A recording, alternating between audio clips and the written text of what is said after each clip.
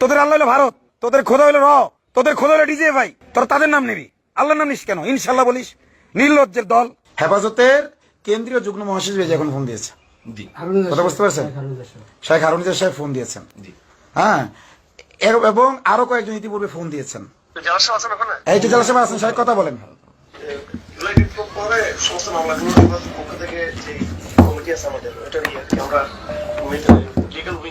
আচ্ছা আচ্ছা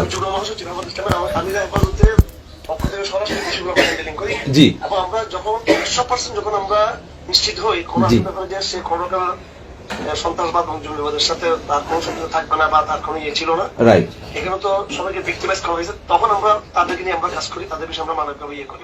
আগের মতো শেখ উনি নিজেও আওয়ামী লীগ আমলের অফিসার, অবশ্যই উনি নিজেও আওয়ামী লীগ আমলের অফিসার। সাহেব আপনারা যারা ইয়ে করতেছেন ওগুলো সব আমাদের চ্যানেল আছে, ওগুলো খারাপ খারাপ আপনাদেরকে ইয়ে করে দিই। আচ্ছা ইয়ে নিয়ে আচ্ছা এখন শুধু এটা না, প্রত্যেকটা আসামিকে আপনারা হয়রানি করতেছেন, অনেকগুলো আসামিকে হয়রানি করছেন। আচ্ছা আসামি এর আগে আরো যারা বের হচ্ছে প্রত্যেকে ইয়ে করা হচ্ছে, হয়রানি করা হচ্ছে। আর আপনারা তো কাউন্সিলিং করি, আমি তো কারাগারে ছিলাম, জি জি এবং সেদিন যে মামুলক সাহেবরা গেল একসাথে, আপনি ছিলেন না? আমি নতুন এসেছি এখানে, 2 মাস হলো এসেছি আর কি। আমার নাম বলেন। আমি আসাদুর রহমান, আমার বাবা হচ্ছে আতাউর রহমান।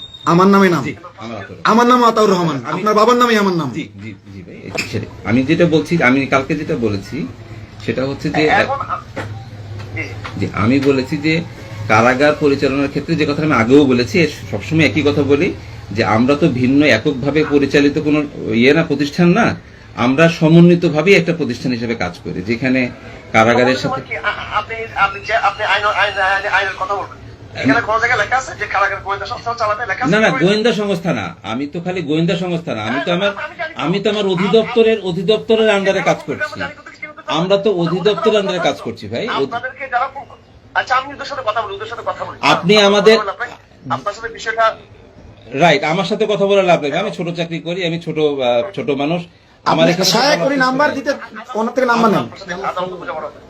ঠিক আছে, জি ইনশাল্লাহ বলেন, নির্লজ্জ কোথাকার, কেন ইনশাল্লাহ বলেন? আল্লাহর নাম কেন মুখে নেন আপনি? আপনারা ভারতকে আল্লাহ মানেন, আপনারা বলেন উপরের আদেশ, আপনারা ওপারের আদেশ মেনে চলেন। আপনাদের আল্লাহ আছে, আপনাদের আল্লাহ ভারত। এখন আপনি ভাই আমাকে যদি ইনশা ভারত বলেন, আপনি বলেন ইনশা ভারত, ইনশা ইন্ডিয়া, ইনশা মোদি, ইনশা র।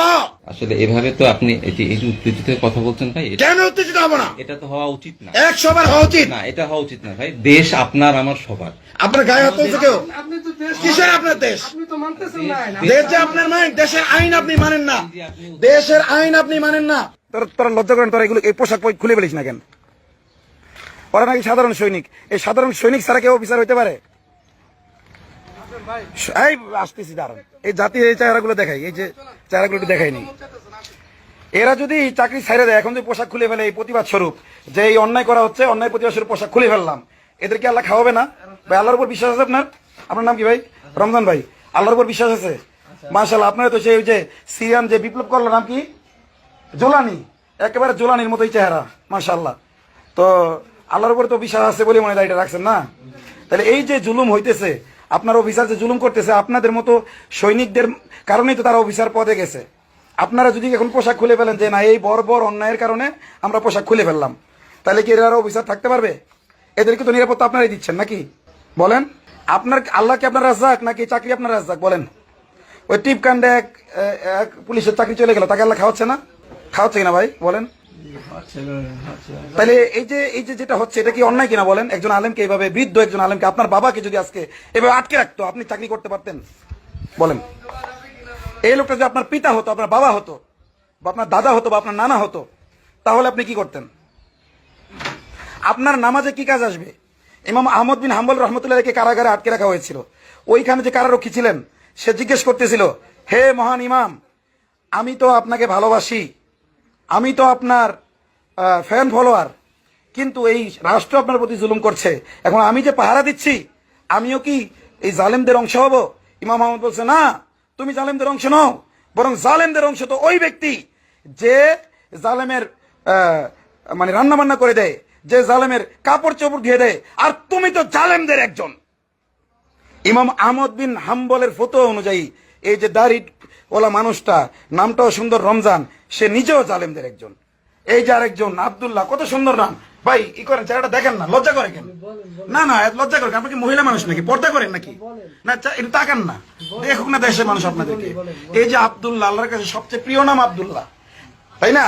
আবার আব্দুল্লাহ সবচেয়ে বড় মুনাফিক আব্দুল্লাহ বিন উবাইও কিন্তু ছিল। এখন আপনাদের উচিত এই পোশাকগুলো খুলে ফেলা। এই জানেন এই পোশাক, হ্যাঁ বুঝতে চাকরি কয় বছর ধরে চাকরি করেন ভাই? 4 বছর, ফ্যাসিবাদের আমলে। আসসালামু আলাইকুম। 6 লাখ 7 লাখ টাকা ঘুষ দিয়ে চাকরি নিয়েছে, আমরা তো জানি সবকিছু। আমরা কাশিমপুর কারা ফটক বন্ধ করে দিছি, ওরা বলতেছে হাইকোর্টে যান, হাইকোর্টে আপনারা মামলা করেন এদের নামে। আর আমরা ওই যে এখানে কারা ফটক বন্ধ করে রাখছি, এই যে তেজগাঁও যেভাবে বন্ধ করেছিলাম কার্যক্রম, রমনা যেভাবে বন্ধ করেছিলাম, এখন এই যে কাশিমপুর শেখ হারুনিজা সাহেব জেলারের বাপের নাম, সুপারের বাপের নাম, ডিআইজির বাপের নাম এবং প্রিজনার আইজি সবার নাম এবং তার বাপের নাম, এটা দ্রুত কানেক্ট করতে বলেন। আর সাহেব আমি কিছুক্ষণের মধ্যে পাঠাচ্ছি, বলেন যে দ্রুত শেখ হারুনিজা সাহেব ব্যবস্থা করে দিতে বলছে 5 মিনিটের মধ্যে। জি হেফাজত ইসলামের পক্ষ থেকে। জি আমির হেফাজত সরাসরি বিষয়টা মনিটরিং করতেছে। আমির হেফাজত সরাসরি বিষয়টা মনিটরিং করতেছে এবং মিরিদি সাহেবের সাথে আমার যোগাযোগ সরাসরি চলছে এখন। এবং মিরিদি সাহেব বলছে যে আমরা এখন একটা গণ আদালত করব, মানে আমরা তো ওইখানে তো মামলা দেবই এবং এখানে কাশিমপুরের সামনে আমরা গণ আদালতের দাবি তুলবো এদের বিচারের, ইনশাল্লাহ।